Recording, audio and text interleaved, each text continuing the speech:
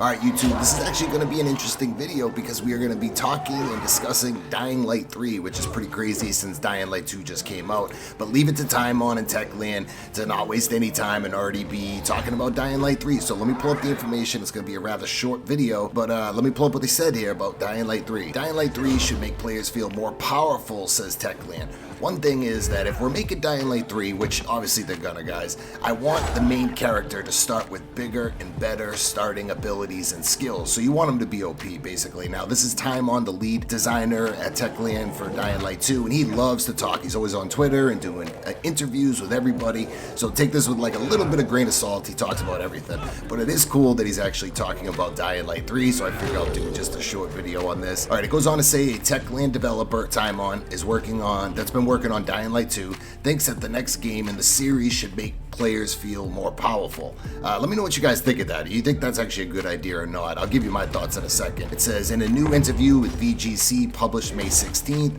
lead designer Timon discussed Dying Light 2 and its recently delayed DLC. He expressed how giving more abilities and skills to the players is something he would like to correct. So it looks like he looks at it as a mistake for Dying Light 1 and Dying Light 2, where your character kind of starts off a little weak maybe, and you gotta progress and build your character up with stamina and health. He kind of sees that as a weakness. One thing is that if we're making Dying Light 3, then I want the main character to start with bigger and better starting abilities and skills, he said. We have used basically the same approach in Dying Light 2 that we used in the first game, where the player was starting off quite weak and then developing further. Okay, this is my thoughts. So Timon, this is the thing you gotta understand when it comes to gaming. When you first start a game out, you're not supposed to be overpowered and be just a badass. You have to work towards that. The developer went on to say that the team did something very different in the sequel, but said that it's something I would like to have corrected when I look at Dying Light 2 from the perspective of 3 months after the release. He did also add that if Techland was actually creating this third game, which we know they're gonna, guys, Dying Light 3 will eventually happen, the character is gonna start with more powers, more skills, and more abilities than his basic skill set. You guys let me know, do you think this is a good idea? Do you think this is something that actually needs to be corrected or fixed? Like, is it actually a problem for your character to start out weak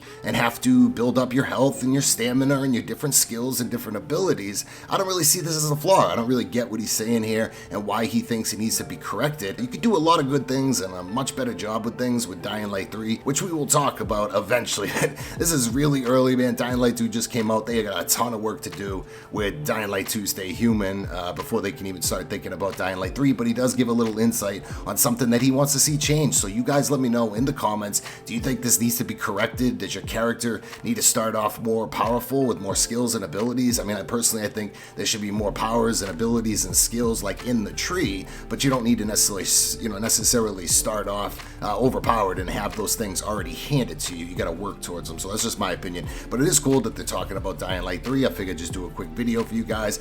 Drop a like, definitely subscribe. Let me know what you think. Leave it in the comments so they can hear it, hopefully, and I'll see you guys soon.